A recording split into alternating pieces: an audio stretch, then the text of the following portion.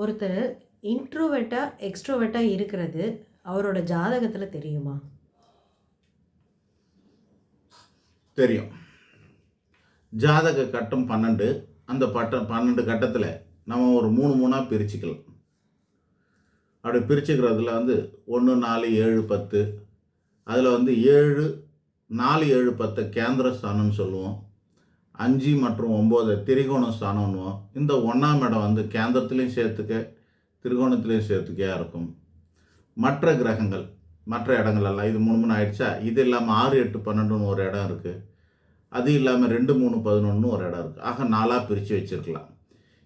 இந்த அமைப்பில் அவங்களோட குணாதிசயங்களை பற்றி சொல்லக்கூடியது. அதாவது கேந்திரம் அப்படின்னா நீங்கள் கேந்திர வித்யாலெல்லாம் சொல்கிறீங்க, பார்த்துருக்கீங்க இல்லையா? கேந்திரன்றது சமஸ்கிருத வார்த்தையாக இருக்குது, ஹிந்தி வார்த்தையாக இருக்குது. அது ஜங்ஷன் சொல்லுவாங்க, ரயில்வேலெல்லாம் யூஸ் பண்ணுறாங்களே, ஜங்ஷன் பாயிண்ட். அது ரொம்ப ஜங்ஷனானா நிறைய இடம், நிறைய பேர் போகிற இடம்னு அர்த்தமாக இருக்கும், தெரியுதில்ல? அந்த மாதிரி ஒருத்தரோட லக்னத்துக்கு அதிபதி அல்லது கேந்திராதிபதி 4, 7, 10 கூடிய கேந்திரத்துக்கு அதிபதி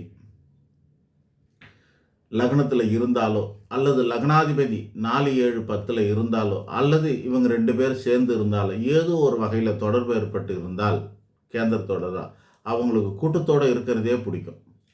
கூட்டத்தை விட்டு வர்றதுக்கு பிடிக்காது அவங்களுக்கு. எப்பவுமே கூட்டமாக இருக்கணும்னு, சேர்ந்தே இருக்கணும்னு நினைப்பாங்க. சில பேர் குடும்பம்லாம் கூட சேர்ந்தே நடத்தணும்னு நினைப்பாங்க. கும்பலாக சேர்ந்து கூட்டு குடும்பமாக நடத்தணும்னு ஆசைப்படுறது, இதெல்லாம் இந்த அமைப்பு சேர்ந்தவங்களாக இருக்கும். அதே போல் 5, 9, 1, 5, 9 இதெல்லாம் என்னன்னாக்கா 5, 9 முக்கியமாக இது ஆன்மீக சார்ந்த இடங்கள். ஆன்மீகனா என்ன? தனித்து இருக்கிறது தான், சாமியாருங்கிற மாதிரி தனியாக இருக்கிறது தான் ஆன்மீக சார்ன்னு சொல்லக்கூடியது. ஸோ 5, 9 தனிமையை விரும்புகிறது. ஸோ அந்த மாதிரி இருக்கிறவங்க எப்போவுமே தனியாகவே இருக்கணும்னு ஆசைப்படுவாங்க. சில பேருக்கு கேந்திரத்திலே இருக்குன்னு வச்சிங்களேன். கேந்திரத்திலேயே, கேந்திரம்னா ஒன்று, அது லக்னத்திலே இருக்குதுன்னா அது கேந்திரமாகவும் இருக்குது, திரிகோணமாகவும் இருக்கும். அப்போ என்ன ஆகும்? அவங்களுக்கு சில நேரங்களில் கூட்டமாக இருக்கணும்னு ஆசைப்படுவாங்க, குறிப்பிட்ட கூட்டத்தை விரும்புவாங்க. சில நேரத்தில் இப்படி இருக்கும். அல்லது தன்னுடைய எண்ண கருத்துக்கள் பொருந்திய கூட்டத்தில் மட்டும் இருப்பாங்க. அவங்களுக்குன்னு ஒரு பாலிடிக்ஸ் இருக்கலாம்.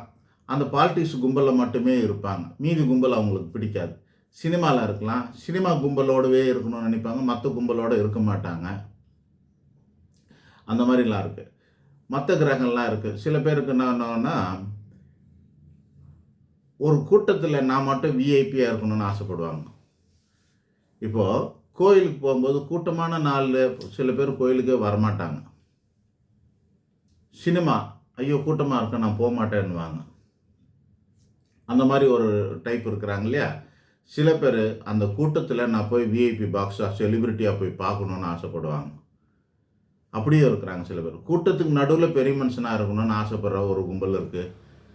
கூட்டமே ஆகாமல் போகிறது இருக்குது.